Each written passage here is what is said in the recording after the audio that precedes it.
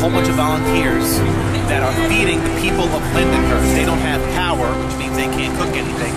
We can't give them the non-perishable food items because they can't make it, they can't use it, they can't turn on their electricity.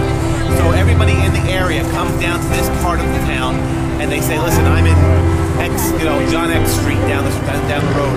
We need 3 helpings of food, and that's what we're doing. We're just giving food out to people and being a blessing to them. And you can see there's a lot of people coming. A lot of people coming for the food, between pastas and vegetables and chickens.